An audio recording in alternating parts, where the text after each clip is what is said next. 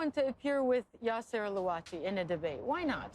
Because I am one of the intellectuals that his previous organization is targeting all the time as Islamophobic, while I am anti-racist for equality, attacking all the time National Front for Racism. And because Mr. Louati is coming from an organization where the Salafist preacher is support, are claiming that a woman who is going out without a veil should be abused. And I really found that in this climate, when we are all in danger, targeted by really, really hard guy, giving a promotion of this type of speech, this depicting France like a horrible country where the Muslims are almost killed in the streets. Did you notice that since the terrorist attack, and we had many small 9/11 for sure, but many, there was not hate crimes against Muslims. At the contrary of this organization is saying, we didn't face like after the 9/11. Two Muslim women were just thrown out of a restaurant for just ordering a meal on the outskirts of Paris. That's not exactly... This is discrimination that you can face in almost every country in the world, to be fair. Yes. I do agree with you that it is. But really to say there's no hate directed at Muslims in France. I'm speaking about real crimes. Right. I'm speaking about what happened after 9/11 in USA, where women have been attacked in the street, unveiled by violence, where people have been killed because they were Muslims. I'm crossing my fingers, yet we're not there. We're having stupid debate about burkini. But is it stupid? It's a debate that reveals a wider issue, isn't it?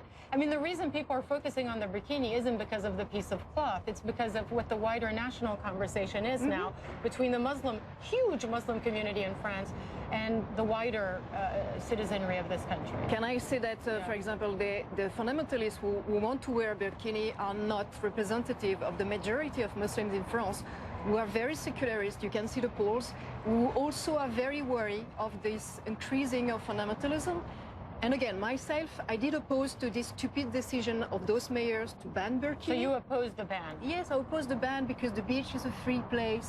It's not a public school. In the name of secularists, you cannot ban everything you don't like. So as a Democrat, I did oppose the ban. As a feminist, I want to stay free to critique the burkini without being accused of being Islamophobic. But you know, a lot of women, especially women who wear the burkini outside of France, this is the outfit they've worn for a while, whether it was before, it's quite new.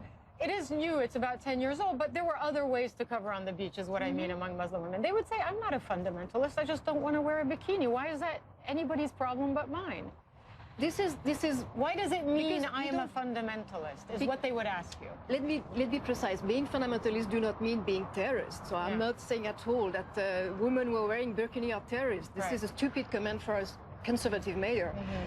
I'm just saying, if you think that you have to cover completely your body, because if you're not pure enough, or you're going to attract sexual attention, and that you do not apply that to men, only to women, this is obviously a sexist way to see bodies. You have the right to be sexist, you have the right to be fundamentalist, you have the right to be traditionalist, and I have to accept it, and I have to go on the beach with you. Let me ask you, Caroline, I still can be feminist. I get that. Let me ask you one last question about France's, the specific French case, because I live in London, where women are actually allowed to wear full niqabs, right? You don't even see anything of their face except the slit for the eyes. None of that is illegal. Why is France fixated on legislating and outlawing and trying to control outfits that Muslim women wear? It will take, unfortunately, more than 3 minutes to explain the whole story don't even have that. of French secularism. I know that. But please, don't think all the time that this is just about Islam, because if you look 1 century ago, we did exactly the same about Catholic fundamentalism. This is the whole story of France, to preserve the Republic from some fundamentalist provocation. But it is 3 different laws.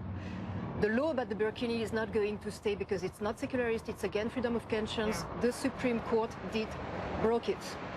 The law with forbidding the full scarf in the street is not either in the name of secularism, it's for security reason, and actually it's not targeting scarf only, it's just forbidding everyone who wants to cover his face for security reason.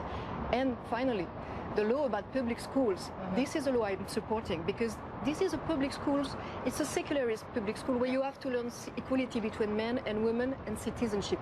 If you want to wear the veil, nobody go to jail. You're free to wear the veil, but you can go to a private school, that's it. You cannot compare, sorry, I'm taking you two ways. You cannot compare this situation, even if it is complex to understand from overseas, to real oppressive regime who are religious mostly, and who are really forcing women to veil themselves, and who are discriminating religious minority. This is in Syria today, or in Iraq, in many countries, very serious. So what it make me, as a French feminist, really sometimes pissed off is that to compare those two situations. All right, Caroline Fourest, thanks for your take. We really appreciate having you on and all the diversity of voices we've had on as well. It's been fascinating. This is The World Right Now on CNN. Growing